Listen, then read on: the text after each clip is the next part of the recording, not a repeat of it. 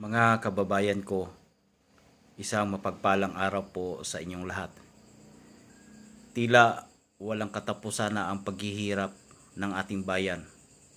Sa darating na June 1 ay magkakaroon po uli ng additional 12% value added tax. Ito ay sa pasimuno ni Mr. Value Added Tax Rap Recto. Siya po ngayon ang secretary po ng Department of Finance. Mga kaibigan, yung first quarter po ng 2025 ay may budget deficit po tayo. Dagdagan pa sa nalalapit na eleksyon. Bukas eleksyon na. Kanya-kanyang kaliwat ka ng pamumudmud po ng ayuda. Kaya nagkaroon po ng budget deficit ang ating gobyerno. Dahil sa kakulangan po ng budget ay minabuti ng Marcos administration sa panukala po ni Ralph Recto na dagdagan po ng another 12% ang mga apps na ating binubuksan sa araw-araw. Tuwing mag-a-add to cart ka sa Timo, sa Lazada, sa Shopee, ay mayroon pong karagdagang 12% na VAT.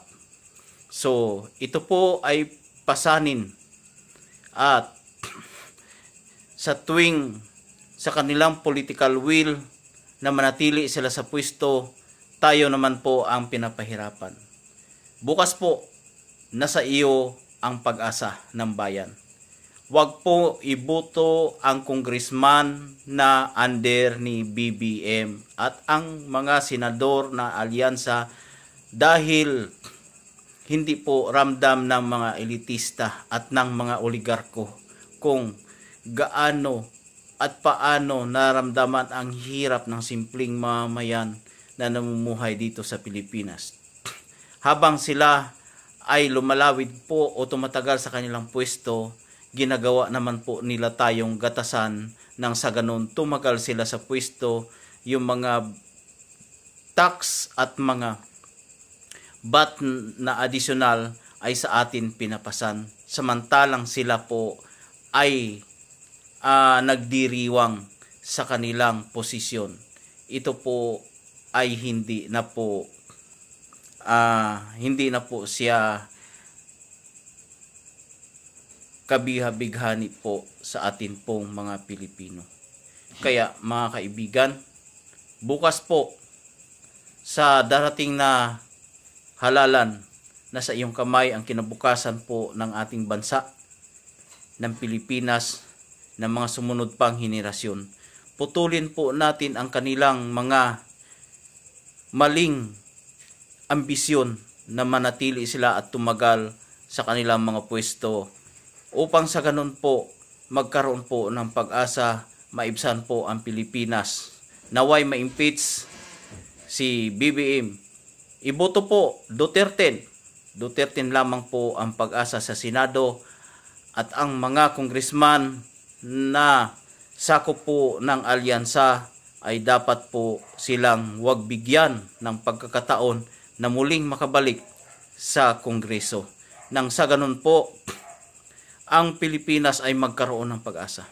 Sa panahon po ni Tatay Digong, ang Kongreso ay gutom. Gutom na gutom. Dahil ang pera po ng Pilipinas ay nagamit po sa insakto at nararapat na mga proyekto. Ngayon po, wala pong nagawang mga flagship na mga infrastructure na ipinakita po ng ating gobyerno sa pamumuno po at sa pagpapatakbo ni Bongbong Marcos. Kaya mga kaibigan, magtulungan tayo.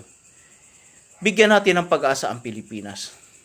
Huwag po tayong padadala sa ayuda.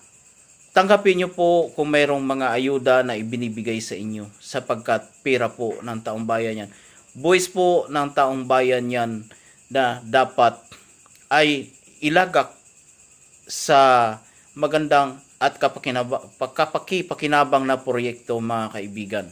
Ngunit ang ginawa nila, sinalaula nila ang mga budget po natin para nang sa ganon may pagpatuloy po ang maitim nilang balak na tumagal sila sa pwesto at kasama na rin po ang kapangyarihan at ang kayamanan, samantalang tayo rito sa baba ay nagdarahop, gutom at pinapaasa lang sa kakarampot na ayuda na 2 araw lang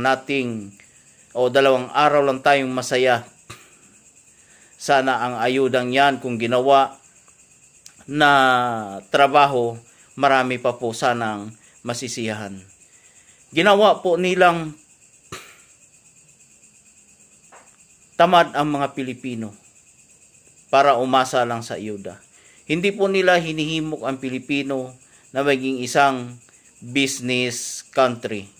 Ginawa nila ang Pilipino na umasa lang sa mga politiko, sa mga trapong politiko, upang sa ganun ay sa bawat ayudang inaabot ng politiko, magkaroon po ng utang na loob ang Pilipino. Huwag po nating pabayaan na masira po ang ating dignidad. Huwag po nating pabayaan na ang ating pagkatao ay isang dangkal na lamang. Yun lang po. Magandang araw po sa inyong lahat.